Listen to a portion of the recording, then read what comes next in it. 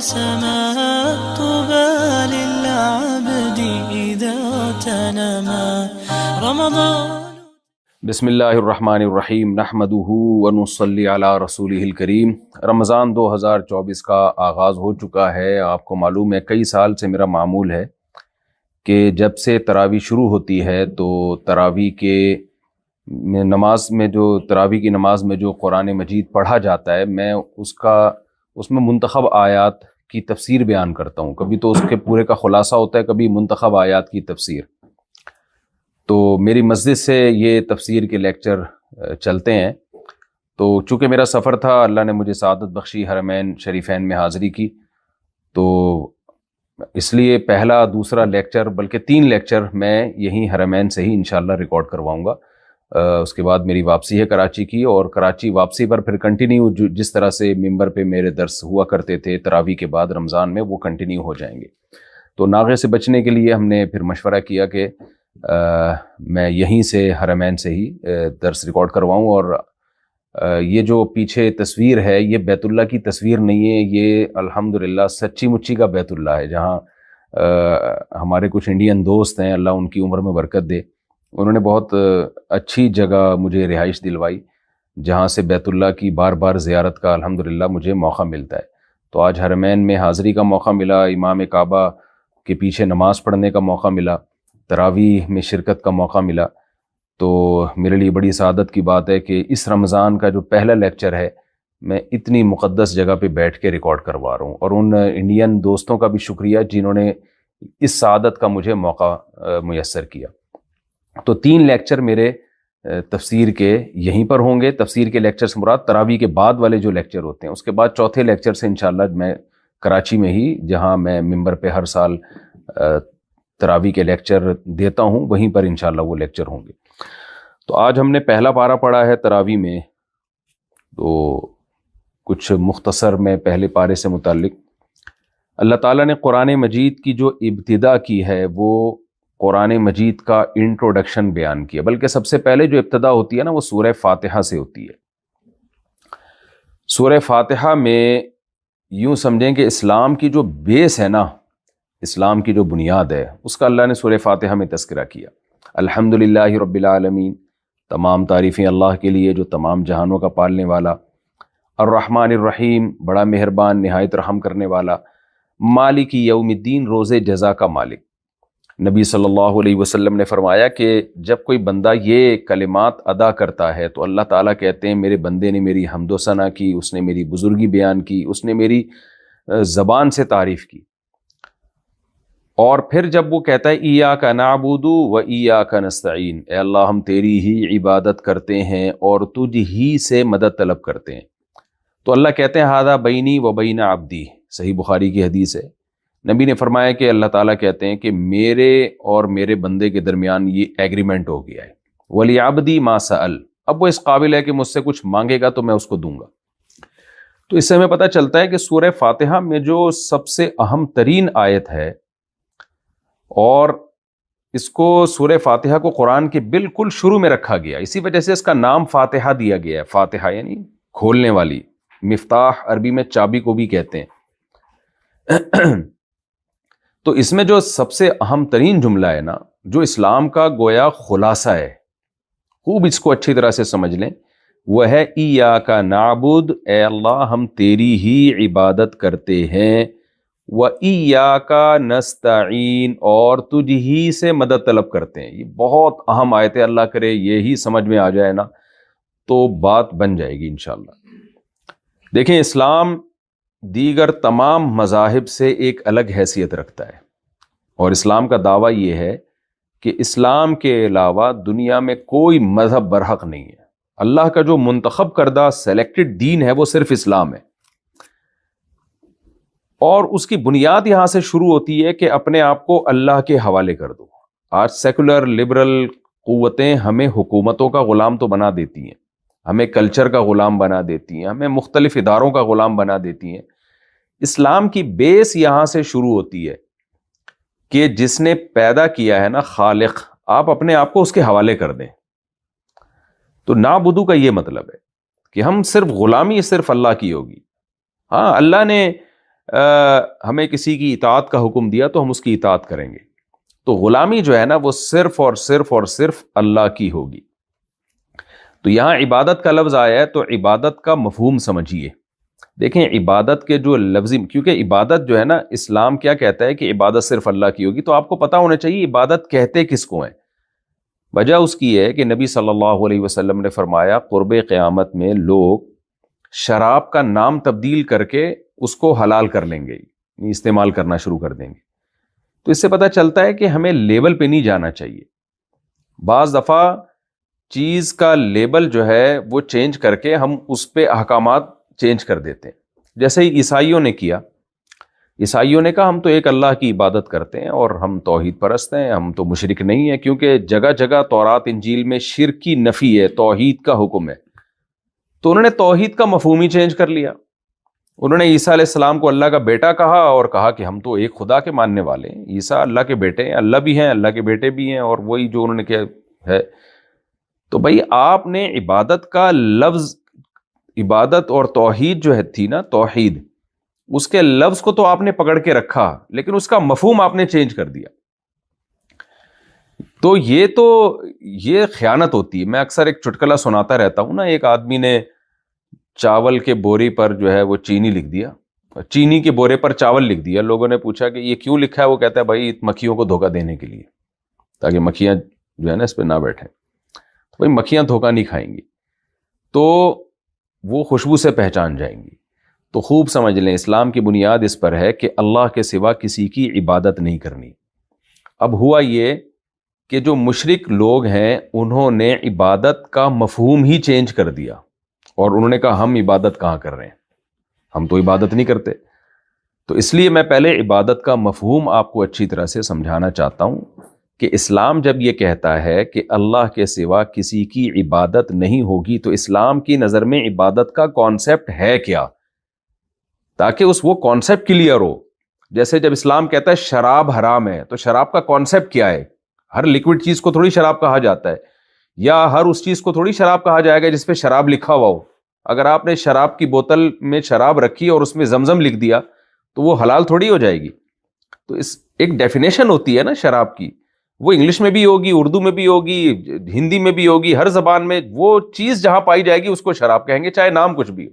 ایک اور مثال سے میں بات سمجھاتا ہوں. قرآن مجید کہتا ہے وَلَا تَقُل لَهُمَا اُفٍّ، ماں باپ کو اف مت کرو. کیا مطلب تکلیف نہ دو؟ فقہائے کرام نے لکھا ہے کہ بھئی اگر کسی قوم میں اف کا لفظ محبت کے لیے استعمال ہوتا ہے تو یہ اف کہنا ماں باپ کو پھر ثواب بن جائے گا. اب کوئی یہ کہ قرآن تو کہہ رہا ہے اف نہ کہو. بھئی قرآن اف کرنے سے منع کر رہا ہے کیونکہ اف کا لفظ عربی میں تکلیف کے لیے استعمال ہوتا ہے. تو اگر کسی زبان میں محبت کے لیے استعمال ہو رہا ہے تو پھر وہ اف ہے ہی نہیں.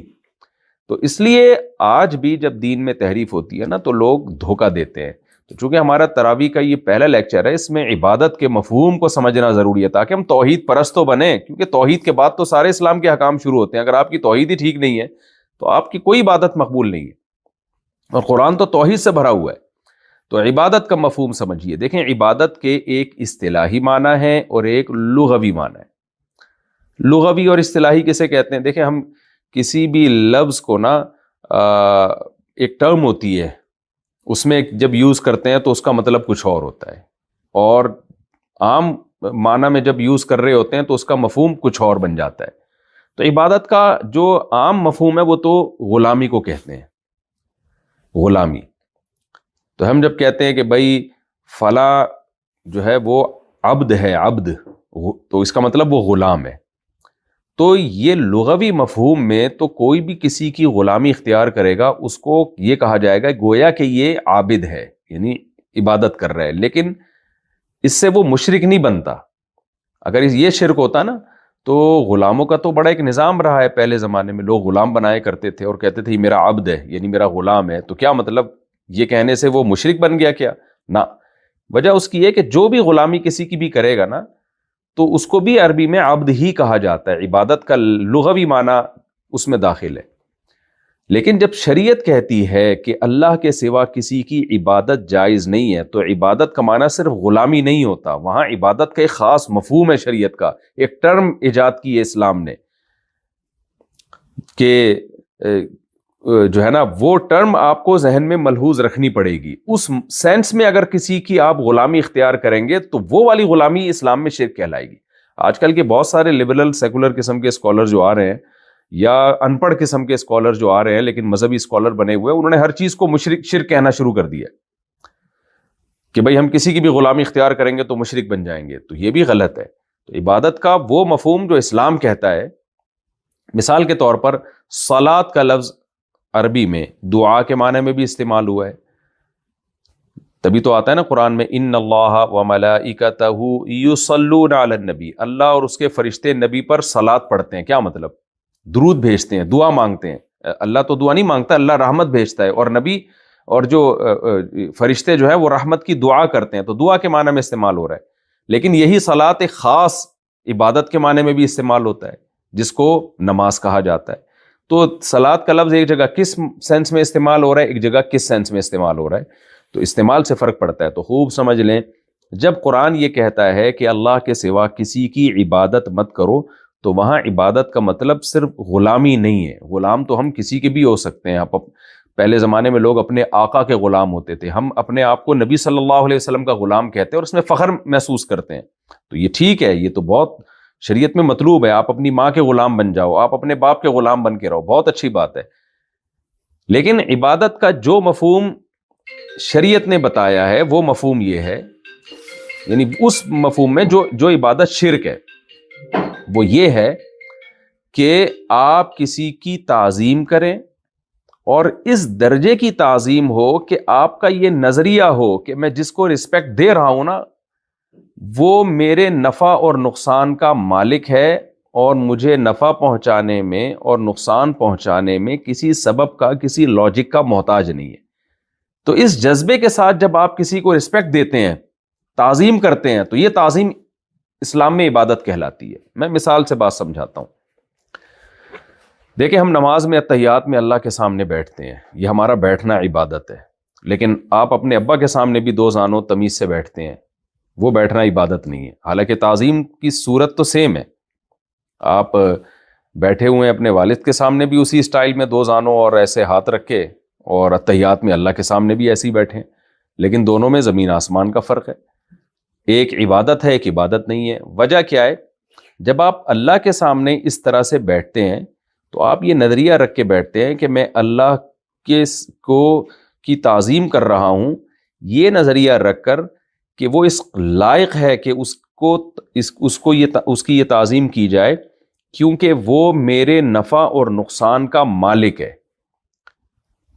اور نفع اور نقصان پہنچانے میں وہ کسی سبب کا محتاج نہیں ہے. وہ یعنی حالات ناکامی کے ہونا تو اس میں مجھے وہ کامیاب کر سکتا ہے، اور کامیابی کے حالات میں وہ ناکام کر سکتا ہے. وہ کچھ کرنے کے لیے کچھ کرنے کا محتاج نہیں ہے. وہ بغیر باپ کے اولاد دے سکتا ہے، آگ میں ابراہیم علیہ السلام کو بچا سکتا ہے. تو اس جذبے کے ساتھ جو تعظیم ہوتی ہے نا، وہ انتہائی درجے کی تعظیم ہوتی ہے. ایسی تعظیم کو عبادت کہا جائے گا. یہی وجہ ہے کہ علماء نے بیان کیا ہے کہ سجدے کی دو قسمیں ہوتی ہیں. ایک سجدہ تعظیم کا ہوتا ہے، ایک عبادت کا ہوتا ہے. اگر ہر سجدہ عبادت کا سجدہ ہوتا تو پھر فرشتوں کو حکم نہ ہوتا کہ آدم کو سجدہ کرو.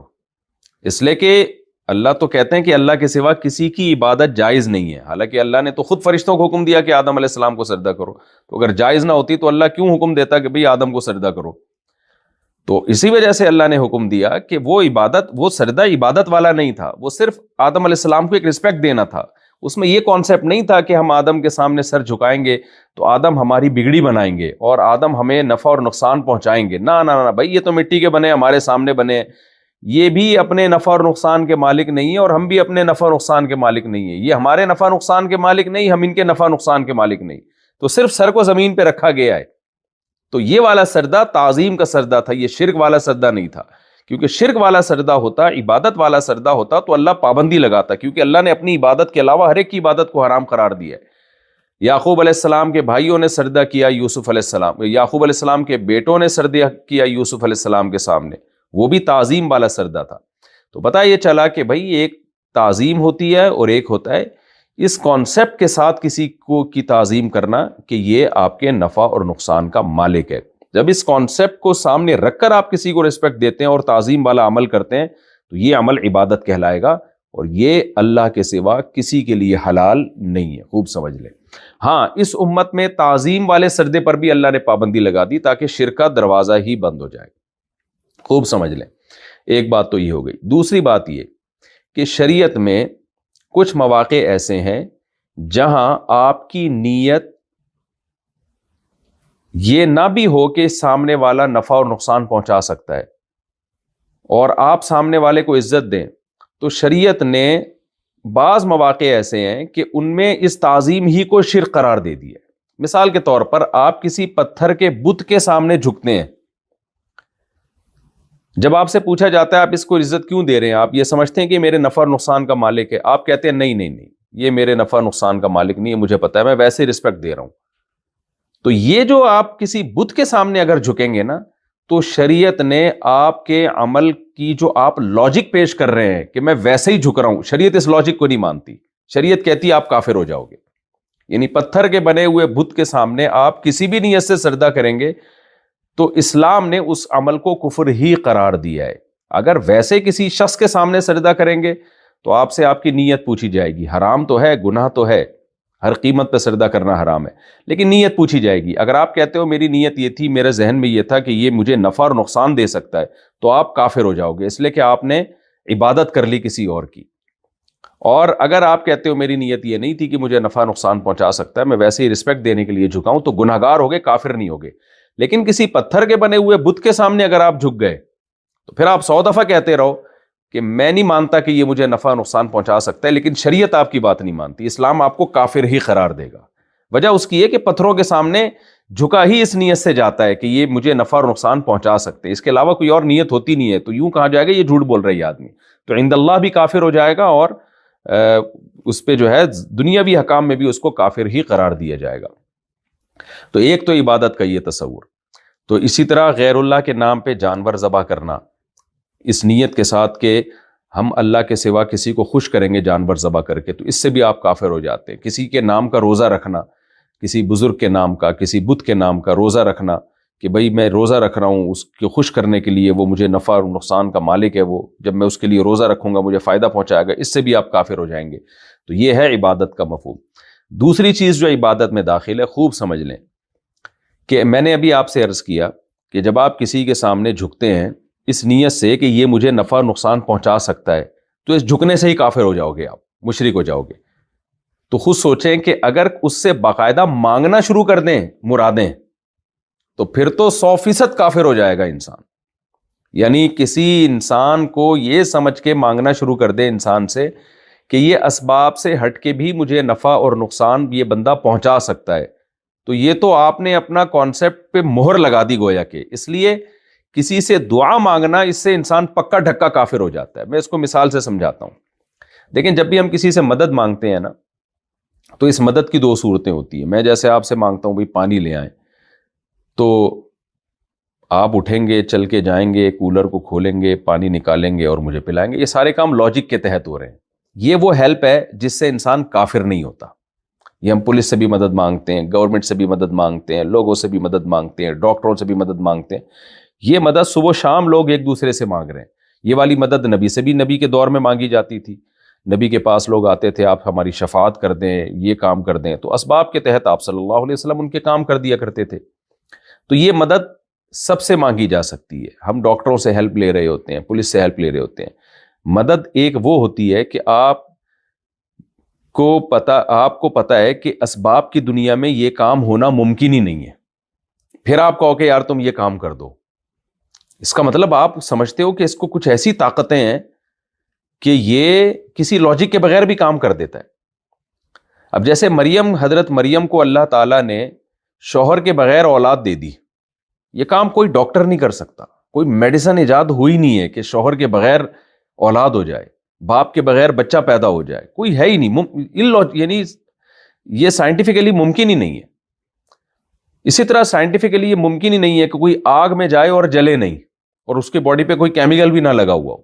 آپ کوئی آگ میں جل رہا ہے، آپ کسی بزرگ سے کہتے ہو کہ آپ کچھ پھو کرو اور یہ جو ہے نا یہ جلنے سے بچ جائے، اور آپ کو اللہ نے یہ طاقت دی ہے کہ آپ یہ کر سکتے ہو، اس کا مطلب آپ یہ سمجھتے ہو کہ اللہ نے اس شخص کو اسباب سے ہٹ کے بھی کچھ اختیارات دیے ہوئے ہیں۔ تو جب بھی آپ نے یہ کانسیپٹ آپ نے رکھا کہ کسی شخص کو، کسی جن کو، کسی فرشتے کو، کسی پیغمبر کو، کسی بزرگ کو خود سے اختیارات ہیں یا اللہ کے دینے سے اختیارات ہیں کہ وہ اسباب سے ہٹ کے بھی کچھ کام کر سکتا ہے، تو جہاں آپ کا یہ نظریہ بنا آپ اسی وقت اسلام سے خارج ہو جاؤ گے، کیونکہ اللہ کہتا ہے کہ میں نے اسباب سے ہٹ کے اختیارات کسی کو نہیں دیے، نہ کسی نبی کو، نہ کسی ولی کو، نہ کسی جن کو، نہ کسی فرشتے کو، یہ سارے اختیارات میرے ہاتھ میں، میرے پاس ہیں۔ تو اسی وجہ سے ہمیں سورہ فاتحہ میں یہ جو کہا گیا نا ایاک نعبد، اے اللہ ہم تیری ہی عبادت کرتے ہیں، تو یہاں عبادت سے اصطلاحی معنی مراد ہے، لغوی معنی، ڈکشنری والا معنی مراد نہیں ہے، اصطلاح جو ٹرم ہے یہ مراد ہے۔ تو آگے اللہ نے عبادت ہی کا جو سب سے بڑا حصہ ہے نا دعا، اس کا اللہ نے تذکرہ کر دیا، وَإِيَّاكَ نَسْتَعِينُ، اے اللہ مدد بھی ہم صرف تجھی سے طلب کرتے ہیں۔ یعنی مدد سے کون سی مدد؟ اسباب سے ہٹ کے، جیسے طوفان آ گیا اور آپ کو پتہ ہے اب نہ پولیس پہنچ سکتی ہے، نہ کوئی گورنمنٹ ہمارے لیے مدد کو پہنچ سکتی ہے، اور سمندر میں ہم گھرے ہوئے ہیں، ایسے موقع پہ آپ کو پتہ ہے بھائی سمندر کی موجوں کو تھامنے کی طاقت صرف اللہ کے ہاتھ میں، تو ایسے موقع پہ آپ اللہ کے سوا کسی ولی بزرگ کو پکاریں گے تو آپ کافر ہو جائیں گے۔ جہاں بھی مصیبت میں جب آپ کو پتہ ہو کہ اب اسباب کی دنیا میں کوئی مجھے نہیں بچا سکتا، تو ایسے موقع پہ صرف اللہ کو پکارا جائے گا، اور ایسی پکار کو اسلام دعا کے لفظ سے تعبیر کرتا ہے، یہ عام پکار نہیں، اس کو دعا ایک نام دیا ہے، اس لیے دعا اللہ کے علاوہ کسی سے جائز نہیں ہے۔ تو اب میں جلدی سے بات کو سمیٹ کے آگے چلتا ہوں۔ اب آج کل کے مشرکوں نے کیا کیا ہے، انہوں نے عبادت کے لفظ اور مفہوم ہی چینج کر دیا ہے۔ جب ان سے کہا جائے کہ تم تو نبی سے مدد مانگتے ہو، اور تم عیسیٰ ابن مریم سے مدد مانگتے ہو، تم محمد صلی اللہ علیہ وسلم سے مدد مانگتے ہو، تو یہ تو شرک ہے۔ قرآن کہہ رہا ہے وَمَن يَدْعُ مَعَ اللَّهِ إِلَٰهًا آخر، جو اللہ کے سوا کسی کو بھی پکارے گا تو جگہ جگہ اس کے لیے جہنم کی وعیدیں ہیں۔ تو وہ جواب میں کہتے ہیں بھائی ہم نبی کو خدا کے برابر تھوڑی سمجھتے ہیں، ہمارا تو یہ نظریہ ہے کہ اللہ نے اپنے حبیب صلی اللہ علیہ وسلم سے خوش ہو کر کچھ اختیارات اللہ نے ان کو بھی دے دی ہیں، تو ڈائریکٹ اللہ تک پہنچنے کے بجائے اب نبی سے مانگ لو، نبی ذریعہ بن جائیں گے۔ بھائی یہی تو وہ شرک تھا جو مشرکین مکہ کرتے تھے۔ مشرکین سے کہا جاتا تھا ان بتوں کو تم اپنے ہاتھ سے بناتے ہو، ان سے تم دعائیں کیوں مانگتے ہو؟ وہ کہتے تھے بھئی یہ اللہ کے نیک بندوں کی مورتیاں ہیں، ہم ان سے مانگیں گے، اللہ نے ان کو کچھ اختیارات دے دی ہیں، اولاد دینے کا اختیار فلاں بت کے پاس ہے، کاروبار میں برکت دینے کا اختیار فلاں بھگوان کے پاس ہے، اور مشکل سے نکالنے کا اختیار فلاں کے پاس ہے۔ میں جاپان گیا نا، تو وہاں جاپانیوں کا جو قدیم مذہب ہے جو اب تک چل رہا ہے، وہ مذہب یہ ہے کہ ہر کام کا ایک الگ خدا ہے۔ اصل تو ایک خدا ہے جو آسمانوں پہ ہے، لیکن اس نے اختیارات ڈیوائیڈ کیے ہوئے ہیں، یعنی اللہ نے اپنے بہت سارے وزیر خدا رکھے ہوئے ہیں، کروڑوں ہیں وہ، تو کام چونکہ کروڑوں ہیں، یعنی انہوں نے اللہ کو قیاس کر لیا دنیا کی حکومتوں پر۔ جیسے بادشاہ کو سینکڑوں وزیر رکھنے پڑتے ہیں، خوراک کا وزیر الگ، صحت کا وزیر الگ، ٹرینوں کا وزیر الگ، جہازوں کا وزیر الگ، یعنی ٹریولنگ کا الگ، اور جو ہے وہ جو ٹورسٹ آتے ہیں ان کی وزارت الگ ہے۔ تو بیسیوں، کیونکہ ایک اکیلا بادشاہ تو ساری دنیا کے سارے کام نہیں کر سکتا، تو کہتے تھے بھائی اللہ تعالیٰ نے نا ہر کام کے لیے بیسیوں قسم کے خدا رکھے ہوئے ہیں جن کو اللہ نے اختیارات دیے ہوئے ہیں، وہ والا کام یہ کرے گا، یہ والا کام۔ یعنی جاپان میں انہوں نے بتایا کہ ان کا بیت الخلاء کا بھی خدا ہوتا ہے، کہ اس کا کام ہے لوگوں کا، میرا خیال ہے یہی مطلب ہوگا کہ قبض وض لوگوں کا ٹھیک کرنا، یہی مطلب ہوگا اس کا۔ تو یہی کانسیپٹ جو ہے نا مسلمانوں میں بھی آ گیا۔ اب غیر مسلموں میں یہ تھا کہ بھگوان ہیں بہت سارے جن کو خدا نے اختیارات دیے ہوئے ہیں، مسلمانوں میں آ گیا کہ نبی کو اختیار دیے ہوئے، غوث اعظم کو اختیار دیا ہوا اللہ نے۔ بھائی اللہ کہتے ہیں میں نے کسی کو کچھ بھی اختیار نہیں دیا، یا ایھا الناس انتم الفقراء الی اللہ واللہ هو الغنی الحمید، اے لوگو تم سب کے سب اللہ کے فقیر ہو، محتاج ہو، اللہ ہے غنی اور حمید، وہ بے پرواہ ہے اور سب اس کے محتاج ہیں اور وہ قابل تعریف ہے۔ تو یہ خوب اچھی طرح سمجھ لیں کہ توحید جو ہے نا، عقیدہ توحید کے بغیر کوئی عبادت مقبول نہیں ہے۔ تو ایاک نعبد آگے و ایاک نستعین، اے اللہ ہم مدد صرف تجھی سے طلب کرتے ہیں۔ تو مدد سے وہ مدد جو اسباب سے ہٹ کرو، وہ مدد کسی اور سے اگر آپ نے مانگی تو اسلام سے خارج ہو گئے، پھر ایڑیاں رگڑتے رہیں گے۔ اللہ کہتا ہے مشرک پر میں نے جنت کو حرام کر دیا ہے۔ اگر مشرک کی مغفرت کا کوئی چانس ہوتا تو صحیح ہے، مسلم کی حدیث ہے کہ حضرت عائشہ رضی اللہ تعالی عنہ فرماتی ہیں میں نے نبی صلی اللہ علیہ وسلم سے عرض کیا کہ یا رسول اللہ، ابو طالب جو تھے آپ کے چچا، انہوں نے کتنے غریبوں کو، مسکینوں کو کھانا کھلایا، اور کتنی آپ کی مدد کی. شعب ابی طالب میں جو گھاٹی میں جب مشرکین مکہ نے بائیکاٹ کیا نبی صلی اللہ علیہ وسلم کا، تو 3 سال تک کھانا پینا بند کیا اور تعلقات بند کیے. تو حضرت ابو طالب نے اس وقت بھی نبی کا ساتھ دیا، لیکن ایمان نہیں لے کر آئے. تو امی عائشہ نے پوچھا یا رسول اللہ، انہوں نے جو اسلام کی اتنی مدد کی اور آپ کی کفالت کی اور اتنا ہر موقع پہ آپ کا ساتھ دیا اور غریبوں کی مدد کرتے تھے، کیا یہ نیکیاں قیامت کے دن ان کے کام آئیں گی؟ تو آپ صلی اللہ علیہ وسلم نے فرمایا کہ وہ جہنم کے نچلے طبقے میں ہوں گے، اللہ اوپر کے طبقے میں لے آئے گا ان کو، لیکن جہنم سے نکالے گا نہیں. تو شرک کی مغفرت نہیں ہے مشرک کی. تو آج یہ شرک ہماری سوسائٹی میں بہت تیزی سے پھیل رہا ہے. جلدی سے میں بات کو، اب چونکہ پہلا لیکچر ہے میرا تو یہ توحید کا مسئلہ اچھی طرح سمجھ میں آ جائے، اس میں 2 چیزوں کو ایڈ اور کر لیں. ایک یہ کہ جب ہم یہ کہتے ہیں نا کہ سب اختیارات اللہ کے پاس ہیں، تو بعض مشرک قسم کے لوگ کہتے ہیں کہ پھر فرشتوں کو بھی تو اللہ تعالیٰ نے کام لیتا ہے نا، بارش برسانے کا کام فرشتوں کو دے دیا، اور جبریل علیہ السلام کے ذریعے اللہ نے مریم کے پیٹ میں پھونک ماری، یعنی حضرت جبریل نے پھونک ماری اور بچہ پیدا ہو گیا. تو جب جبریل اور فرشتوں کے ذریعے اولادیں مل سکتی ہیں اور بارشیں فرشتوں کے ذریعے ہو سکتی ہیں، تو نبی کے ذریعے کیوں نہیں ہو سکتی؟ تو خوب سمجھ لیں، اللہ نے کسی فرشتے کو بارش برسانے کا اختیار نہیں دیا ہے. اللہ کام لے لیتا ہے بعض دفعہ. جیسے قلم ہمارے ہاتھ میں ہوتا ہے تو ہم قلم سے کام تو لیتے ہیں، لیکن قلم کو لکھنے کا اختیار نہیں دیتے. یہی وجہ ہے کہ جب ہم نے کوئی تحریر لکھنی ہوتی ہے تو ہم قلم سے نہیں کہتے، جس کے ہاتھ میں قلم ہوتا ہے ہم اس سے کہتے ہیں. ہمیں پتہ ہے قلم نہیں ہل سکتا، وہ تو گھماؤ جدھر کو ادھر کو گھومے گا. تبھی ہم بارش کی دعا اللہ سے مانگتے، کبھی فرشتوں سے نہیں مانگتے. ہمیں پتہ ہے اللہ جدھر کو فرشتوں کو گھما دے گا، فرشتے تو وہاں گھوم جائیں گے. تو اس لیے اللہ نے نبی کو بھی اختیارات نہیں دیے. یہاں 2 سوال اور ہوتے ہیں معجزے اور کرامت کے بارے میں، کہ اچھا پھر بعض ولی اللہ کی کرامتیں بھی تو ظاہر ہو جاتی ہیں، یا پیغمبروں کے ہاتھ پہ معجزے بھی تو ظاہر ہو جاتے ہیں. ہمارے نبی نے چاند کے 2 ٹکڑے کیے، اسی طرح بزرگوں کے واقعات کتابوں میں ملتے ہیں، تواتر سے ثابت ہوتے ہیں، فلاں بزرگ نے یہ کر دیا، فلاں نے یہ کر دیا. حدیثوں میں بھی ہیں بعض نیک لوگوں کے واقعات کہ جو ہے وہ کوڑ کے مریض کو ہاتھ لگائے تو وہ ٹھیک ہو گیا. تو کہتے ہیں دیکھو یہ بھی تو سارے اختیارات دیے ہوئے اللہ نے، یہ تو اسباب سے ہٹ کر ہیں. خوب سمجھ لیں، معجزہ ہو یا کرامت، یہ اللہ کے پاس اختیارات ہوتے ہیں، اس کے اختیارات نبی کے پاس نہیں ہوتے. نبی کا صرف ہاتھ استعمال ہوتا ہے. جیسے موسیٰ علیہ السلام اپنی مرضی سے لاٹھی کو کبھی بھی نہیں سانپ بنایا. موسیٰ علیہ السلام نے، موسیٰ نے تو صرف لاٹھی کو زمین پہ ڈالا ہے، بنایا ہمیشہ اللہ نے ہے. تو جب اللہ نے لاٹھی کو سانپ بنایا تو سانپ بنا دیا، جب اللہ نے لاٹھی کے ذریعے سمندر میں راستے بنائے تو راستے بنا دیے. اللہ نے اس موسیٰ کو حکم دیا لاٹھی کو آپ پتھر پہ ماریں تو 12 چشمے پھوٹ گئے اس سے. تو یہ اللہ کے کام ہے، اس میں ولی اور پیغمبر کے ارادے کا کوئی دخل نہیں ہوتا. تو اللہ کبھی کسی کے ہاتھ پہ کوئی چیز ظاہر کر دیتا ہے، تو اس کا یہ مطلب نہیں ہوتا کہ اب نبی کے پاس اختیارات آ گئے یا ولی کے پاس اختیارات آ گئے. تو خوب اچھی طرح سمجھ لیں، چونکہ پہلا لیکچر تھا اس لیے میں نے توحید پر تھوڑی سی ڈیٹیل سے بات کر دی. پھر ہم نے اس میں جو سورہ فاتحہ پڑھی ہے اس میں اللہ تعالیٰ نے 2 قوموں کا تذکرہ کیا ہے. بس میں 10 منٹ میں بات کو سمیٹ کے ختم کرتا ہوں.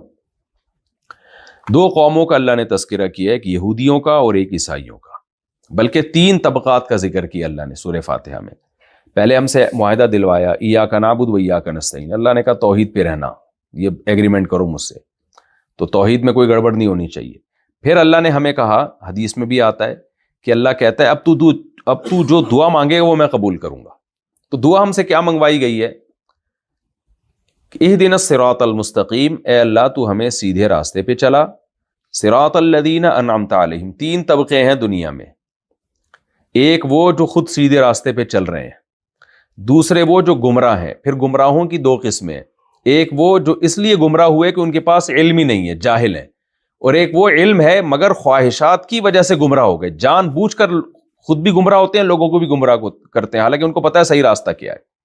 تو 3 ہی قسم کے طبقے ہیں، ایک سیدھے راستے پہ چلنے والے، ایک گمراہ. پھر گمراہی کی 2 قسمیں، ایک وہ جن کو پتہ ہی نہیں ہے کہ سیدھا راستہ ہے کیا، اور ایک وہ جن کو پتہ ہے جان کر گڑبڑ کر رہے ہیں.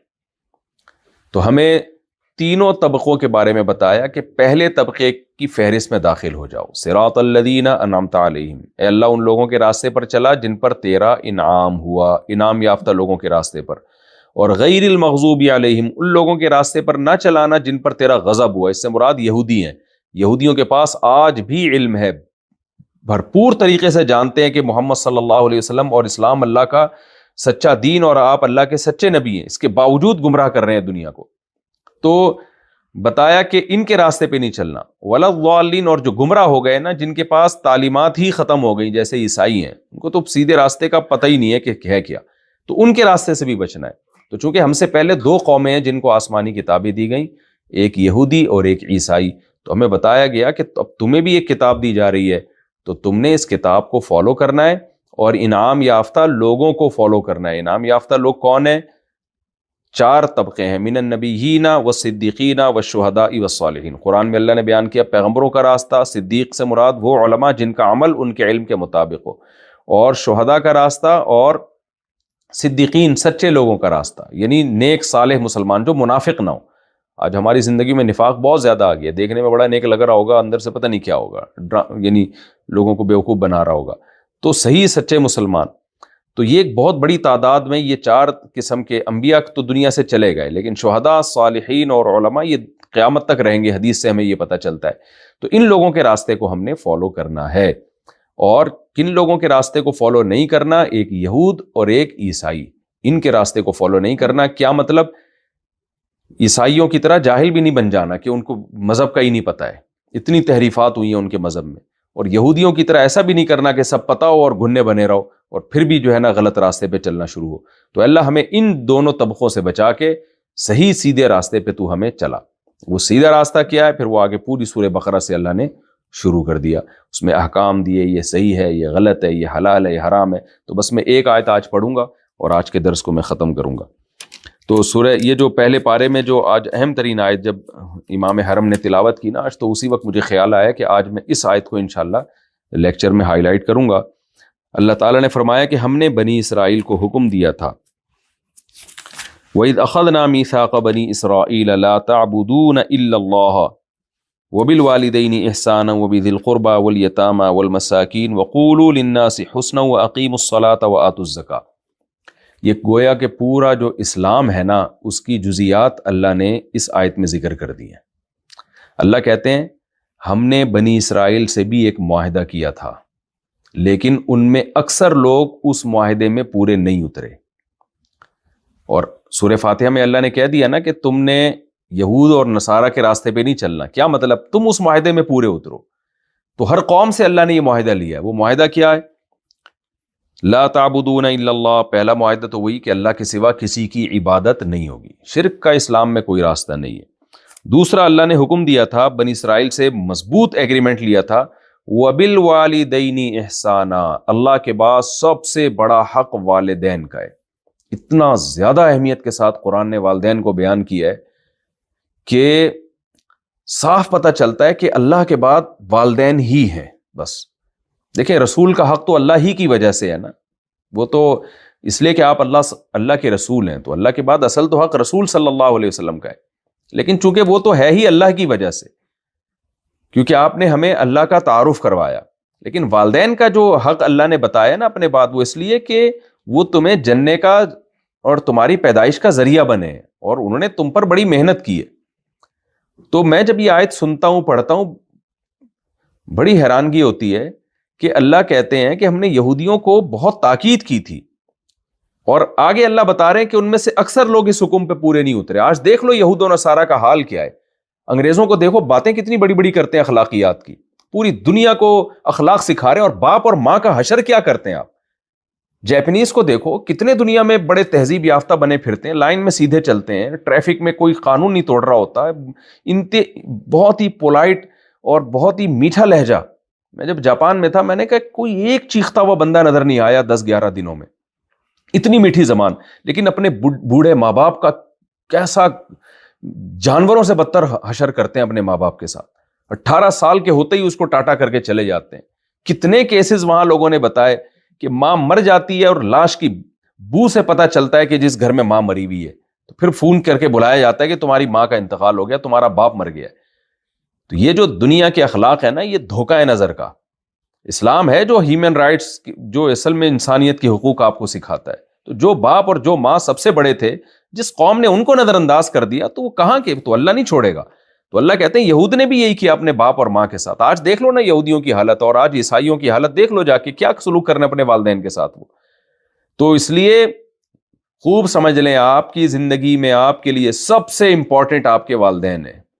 تو اللہ نہیں چھوڑے گا اگر آپ نے اپنے ماں باپ کی بڑھاپے میں خدمت نہیں کی. اور قرآن بڑھاپے ہی میں ماں باپ کے زیادہ حقوق بیان کر رہا ہے, کیونکہ آپ نے جوانی میں تو نچوڑ لیا ان کو جتنا نچوڑنا تھا. تو اصل تو ان کا حق بڑھاپے میں شروع ہوتا ہے کہ جب وہ آپ کے کام کے نہیں ہیں, اب وہ آپ کی خدمت کے محتاج ہیں, آپ ان کو ٹائم نہیں دے رہے, آپ ان کی کڑوی کسیلی برداشت نہیں کر رہے, آپ ان کو محبت نہیں دے رہے.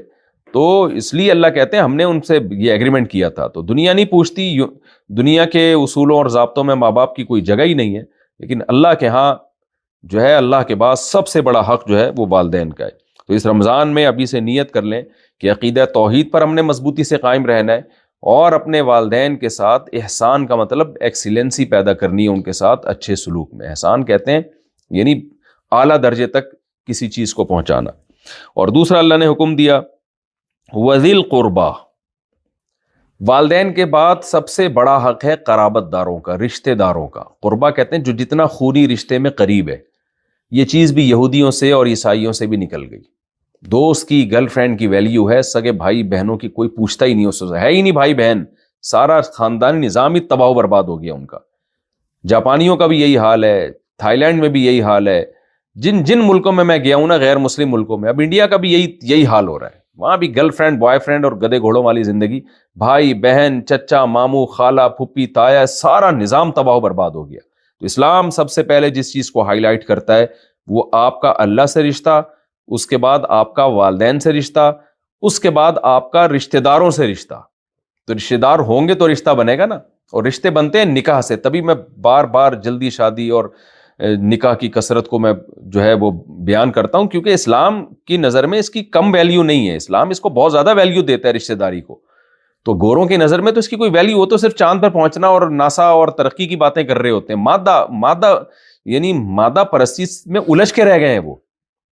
تو انسانیت صرف نام کی رہ گئی ہے ان کے ہاں, جو انسانیت اصل ہونی چاہیے وہ نہیں ہے ان کے ہاں. تبھی خودکشیاں کر کے ڈپریشن میں جا کے تنہائیوں میں جا کے, جو تنہائی کی وجہ سے جو ان کے حالات ہو رہے ہیں, محبتیں ختم ہو رہی ہیں. میں ابھی واقعات سنانا شروع کروں تو آپ حیران ہو جاؤ گے, جو میں نے اپنی آنکھوں سے واقعات دیکھے وہاں جا کے. تو وبالوالدین احسانا, اللہ فرماتے ہیں کہ وذی القربا, قرابت داروں کا خیال کرو. تو والدین کے بعد سب سے بڑا حق ہے آپ کے رشتہ داروں کا. جو رشتہ دار میں جو سب سے قریبی بھائی بہن سب سے قریبی ہوتے ہیں, چچا ماموں, یہ سارے آپ کے قریبی رشتہ دار ہیں. تو نبی صلی اللہ علیہ وسلم نے فرمایا رشتہ داری توڑنے والا جنت میں داخل نہیں ہوگا. آگے اللہ نے فرمایا والیتاما, اور اس کے بعد سب سے بڑا حق ہے یتیموں کا. یتیم کا مطلب جس کا باپ بچپن میں فوت ہو جائے. اسلام میں باپ کی بہت بڑی ویلیو ہے, ماں کا بہت بڑا حق ہے, لیکن اسلام باپ کے مرنے کو زیادہ نقصان قرار دیتا ہے. کسی بچے کی بچپن میں ماں مر جائے یہ بھی نقصان ہے, لیکن اسلام اس کو زیادہ بڑا نقصان نہیں مانتا. باپ مر جائے تو اسلام اس کو زیادہ بڑا نقصان مانتا ہے. اس کے لیے الگ سے اسلام نے یتیم کا لفظ نکالا ہے. وجہ اس کی یہ کہ ماں مر جاتی ہے تو یقیناً ماں جیسی کوئی دوسری عورت نہیں ملتی, لیکن بچے کو جو نقصان ہوتا ہے نا ماں نہ ہونے سے وہ وقتی ہوتا ہے. باپ نہ ہونے سے جو نقصان ہوتا ہے وہ بہت لمبا چلتا ہے وہ نقصان, کیونکہ ماں محبت تو بہت کرتی ہے لیکن وہ باپ کے بغیر بچے کو پال نہیں سکتی اس طریقے سے, اس کو شیلٹر نہیں دے سکتی. تو شیلٹر, ماں بھی جو بچے کو عزت کے ساتھ پالتی ہے نا تو اس کے پیچھے باپ کا شیلٹر ہوتا ہے, باپ کا سایہ ہوتا ہے, تبھی وہ عزت کے ساتھ پال رہی ہوتی ہے اس کو. تو اس لیے اللہ نے کہا کہ جس بچے کا باپ بچپن میں مر جائے نا اس کو لاوارث مت چھوڑ, اس کی وراثتیں کھا جاتے ہیں لوگ, عزتوں سے کھیلنا شروع کرتے ہیں. خاص طور پہ لڑکی کا حال کیا ہوتا ہے ہماری سوسائٹی میں. تو اس لیے اللہ نے کہا کہ اس کو جو ہے نا باپ کی کمی نہ ہونے دو, اس کی سرپرستی کرو. اور پھر علماء نے لکھا ہے کہ اسی آیت کی روشنی میں کہ اگر کوئی رشتہ دار بھی ہے اور یتیم بھی ہے تو اس کا حق تو کئی گنا بڑھ جاتا ہے. مثال کے طور پر آپ کے سگے بھائی کی ڈیتھ ہو گئی اور اس کی اولاد ہے نابالغ, تو اب وہ آپ کی بھتیجی بھی ہے, بھتیجا بھتیجی بھی ہے اور یتیم بھی ہے, تو اس کا تو بہت ہی بڑا حق ہے. اور ہماری سوسائٹی میں دیکھیں وہی چچا, وہی بڑا بھائی اس نابالغ بچے کی وراثت کھا جاتا ہے. وہ چھوٹے نابالغ کی جو ہے نا, بڑا بھائی ہوگا تو وہ اس کو پتا ہے چھوٹے بہن بھائی ہیں, یہ ان کو کیا پتا چلے گا کیا کھایا کیا نہیں, تو وہ کھا جاتا ہے بعض دفعہ. چچا ماموں تائے کھا جاتے ہیں بعض دفعہ وراثت. تو اس لیے اللہ تعالیٰ نے قرآن میں کہا ہے کہ جو یتیم کی وراثت کھاتا ہے وہ ایسے ہیں جیسے پیٹ میں آگ کے انگارے داخل کر رہے ہیں. تو اس لیے اللہ نے کہا کہ اس کا خیال کرو. یہاں سعودی عرب میں ایک بہت اچھی بات ہے, جو ہمارے ریلیٹیو جو بھی سعودی عرب بہت عرصہ رہے ہیں یہاں پہ, وہ بتاتے ہیں کہ عربوں میں ایک بڑی پیاری بات ہے, یہاں کوئی بچہ یتیم ہو جائے نا تو اس کی موجیں ہو جاتی ہیں، یعنی اتنا اس کا خیال کرتے ہیں رشتہ دار کہ وہ ہر ایک جنت، کیونکہ اتنی نبی صلی اللہ علیہ وسلم نے اتنی خوشخبریاں سنائی ہیں نا یتیم کی کفالت پہ. ہمارے ایک استاذ بتا رہے تھے بعض دفعہ تو اتنا لاڈ پیار اور اس کو اتنی سہولتیں دیتے ہیں وہ یتیم کو بگاڑ دیتے ہیں، یعنی اس کو لے جا کے نا شاپنگ کراتے ہیں، خرچ کرتے ہیں، تلاش کر رہے ہوتے ہیں کوئی خاندان میں یتیم ہو. تو عربوں میں بعض چیزیں بڑی خوب بہترین ہیں، کیونکہ نبی صلی اللہ علیہ وسلم نے جو کلام کیا وہ عربی میں ہے، قرآن عربی میں ہے، تو ان لوگوں کو بہت سی جو ہے نا وہ آیتیں ویسی سمجھ میں آ جاتی ہیں ان کے. تو بار بار قرآن اور حدیث یتیم کے حقوق کو بیان کرتے ہیں. تو ہم نے دیکھا ہے کہ جو ہے نا جس طرح ہماری سوسائٹی میں یتیم کو جو پروٹوکول ملنا چاہیے وہ ہماری سوسائٹی میں ملتا نہیں ہے. وقتی طور پر تو لوگ رو رہے ہوتے ہیں، باپ مر جائے تو ہائے یتیم بچے، 2-4 دفعہ کچھ چندہ وندہ بھی دے دیں گے، اس کے بعد ان بچوں کو کوئی پوچھنے والا نہیں ہوتا، تربیت بھی نہیں ہوتی، اور جو حال ہوتا ہے وہ سب کو پتہ ہے. تو اس لیے اللہ تعالیٰ نے قرابت داروں کے بعد یتیم کا حق بیان کیا، والمساکین، پھر اس کے بعد عام غریبوں کا، مسکینوں کا، عام مسکینوں کا اللہ نے حق بیان کیا ہے کہ جو بھی کمزور ہے اس کو لاوارث مت چھوڑو. یعنی ترتیب بیان کیے، دیکھیں یہ قرآن کی بلاغت ہے. سب سے پہلے حق اللہ کا، اس کے بعد والدین کا، اس کے بعد رشتہ داروں کا، پھر یتیموں کا، اور یتیم میں کوئی رشتہ دار ہو تو وہ تو ڈبل حق ہو گیا اس کا. اس کے بعد عام مسکینوں کا، ان کو بھی ایسے ہی نہ چھوڑ دیں سوسائٹی میں لاوارث کہ بھئی میں نے پیسہ کمایا تو میں جانوں. نہ ضرورت مند محتاج لوگ ہیں، آپ کے ذمے ہیں ان کی مدد کرنا. اب دیکھیں یہاں پر ہماری سوسائٹی میں ایسا ہوتا ہے، ایک بھائی کروڑوں روپے کما رہا ہوتا ہے، دوسرا بے روزگار ہے، اس کے پاس کھانے کو روٹی نہیں ہے، تو بڑا اس کو پوچھ نہیں رہا ہوتا، یا ایک بھائی دوسرے بھائی کو پوچھ نہیں رہا ہوتا. بھائی اس کے مانگنے سے پہلے آپ اس کا خیال کرو. آپ کی کوئی بہن بیوہ ہے، یتیم ہے وہ، تو آپ اس کے پوچھنے سے پہلے اس کا خیال کریں. تو اللہ نے کہا کہ جو بھی کمزور ہیں ان کا خیال کرو. وَقُولُوا لِلنَّاسِ حُسْنًا، اور لوگوں سے جب بات کرو اچھی بات کرو، انداز بھی اچھا ہونا چاہیے، بات بھی اچھی ہونی چاہیے. حضرت قتادہ بڑے مشہور تابعی ہیں، بہت بڑے مفسر ہیں، ان سے کسی نے پوچھا کہ کیا ہم غیر مسلم سے بھی اچھے انداز سے بات کریں؟ تو انہوں نے قرآن کی یہی آیت پڑھی کہ قولوا للناس حسنا. اللہ کہتے ہیں لوگوں سے اچھے انداز سے بات کیا کرو. اللہ نے یہ نہیں کہا مسلمانوں سے. تو جس سے بھی آپ بات کریں تو بات میں آپ کا لب و لہجہ شائستہ ہونا چاہیے اور بات بھی اچھی ہونی چاہیے. نبی صلی اللہ علیہ وسلم نے فرمایا کہ مسکرا کے بات کرنا بھی صدقہ ہے. اور آخری آیت، یہ تو اللہ نے حقوق اللہ کے یعنی مخلوق کے حقوق بیان کیے. وَأَقِيمُوا الصَّلَاةَ وَآتُوا الزَّكَاةَ، اللہ نے فرمایا اور اسلام میں جو چیز تمہیں دوسروں سے ممتاز کرے گی وہ ایک الگ سے چیز ہے. وہ کیا ہے؟ کہ نماز پابندی سے قائم کرو اور زکوٰۃ ادا کرو. تو نماز کے بغیر تو اللہ چھوڑتا ہی نہیں ہے کسی قیمت پہ، یہ ہو ہی نہیں سکتا کہ مسلمان نماز نہ پڑھے. تو یہ احکام جب ہم اپنی زندگیوں میں لائیں گے تو پھر ہم اپنے آپ کو مسلم کہلانے کے مستحق ہوں گے. تو اللہ کہتے ہیں ہم نے یہودیوں سے یہ ایگریمنٹ کیا تھا، مگر یہودی اس ایگریمنٹ میں پورے نہیں اترے. تھوڑے لوگ اترے، زیادہ تر انہوں نے اللہ کے حکم کی نافرمانی کی، اور وہی کیا جو آج بہت سارے مسلمانوں میں بھی گمراہ قسم کے اسکالر کر رہے ہیں. وہ دین اور مذہب کو دنیا کا ایک دھندا بنایا وہ یہودیوں نے. آج بہت سارے بدعتی لوگ یہی کر رہے ہیں. دین اور مذہب ایک دھندا بن چکا ہے، رش لگانے کا ذریعہ اور نعرے بازی کا ذریعہ. جو اسلام کے جو حقیقی تعلیمات ہیں ان کو فالو نہیں کیا جا رہا جو اللہ نے ان آیات میں بیان کی. تو اللہ کہہ رہا ہے یہودیوں کو ہم نے یہ حکام دیے تھے، یہ کیے نہیں، انہوں نے کچھ اور شروع کر دیا. تو مسلمان بھی یہی کر رہا ہے، جو کرنے کے کام ہیں یہ ہیں جو اللہ نے بیان کیے، ہم وہ نہیں کر رہے، باقی سب کچھ کر رہے ہیں. تو میں انہی الفاظ پہ اپنی اس درس کو ختم کرتا ہوں. 2 دن مزید اسی طرح درس ہوگا، اور میں نے بتایا چوتھا درس انشاءاللہ پھر میں اپنی کراچی پہنچ چکا ہوں گا، سفر میرا کمپلیٹ ہو جائے گا. تو اللہ تعالیٰ سے دعا ہے اللہ تعالیٰ جو کچھ ہم نے سنا ہم سب کو اس پر عمل کی توفیق عطا فرمائے. وما علینا الا البلاغ.